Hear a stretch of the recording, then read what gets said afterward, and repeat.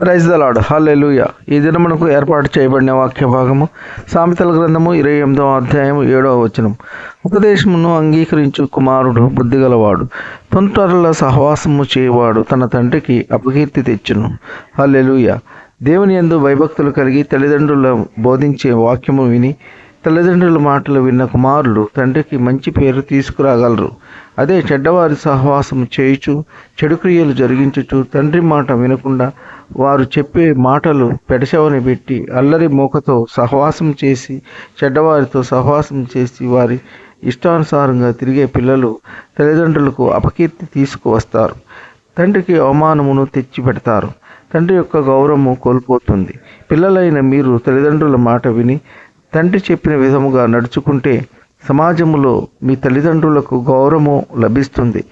మీ భవిష్యత్తు బాగుంటుంది. మీరు ఉన్నతమైన స్థితిలో ఉంటారు, గొప్పవారు అవుతారు. పిల్లల యొక్క ఉన్నతమైన స్థితి చూసినప్పుడు తల్లిదండ్రులకు ఎంతో ఆనందము, సంతోషము. కావున పిల్లలైన మీరు తల్లిదండ్రుల మాటలకు విధేయత చూపించి తల్లిదండ్రుల మాటలను గౌరవించి దేవుని యందు భయభక్తులు కలిగి అనుదినము దేవుని వాక్యమును ధ్యానించి దేవుని ఆలయానికి ప్రతి ఆదివారము ఆరాధనలో పాల్గొని దేవుని చిత్తానుసారంగా జీవించినప్పుడు ఆ దేవాది దేవుని మెండైన దీవెనలు, ఆశీర్వాదములు మనపై ఎల్లప్పుడూ ఉంటాయి. కుటుంబంలో శాంతి, సమాధానములు ఉంటాయి. ఇతరులకు మనము మంచి మార్గమును చూపించే వారిగా ఉంటాము. ఈ కొద్ది మాటలు దేవుడు దీవించును గాక. ఆమేన్.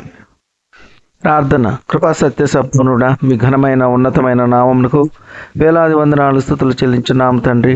మీరు గొప్ప దేవుడు, శక్తివంతుడు, సర్వాధికారి తండ్రి.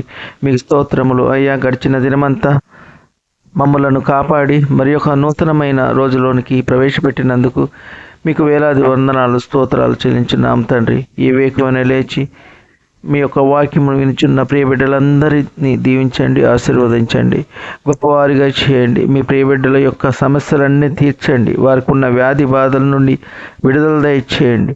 కుటుంబ సమస్యల నుండి విడుదల దయచేయండి. ఒకరినొకరు అర్థం చేసుకొని శాంతి సమాధానముగా ఉండేటట్లు మీ కృప ఉంచండి. బిడ్డల యొక్క వివాహము జరగక ఎంతమంది కుమిలిపోతున్నారో వారికి సరైన సంబంధాలు దొరికి ఘనంగా వివాహం జరుగులాగున మీ కృప ఉంచండి.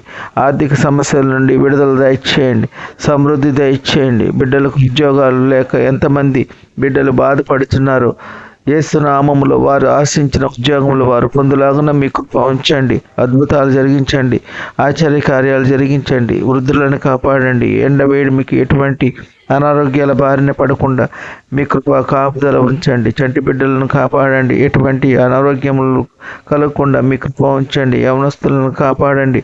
ఎటువంటి చెడు వ్యసనాలకు బానిసలు కాకుండా తల్లిదండ్రుల మాటలకు విధేయత కలిగి క్రమశిక్షణ కలిగి ఉండేలా మీ కృప ఉంచండి.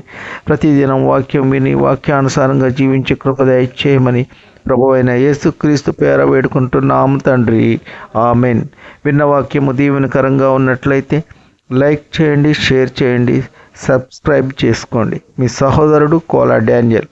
God bless you.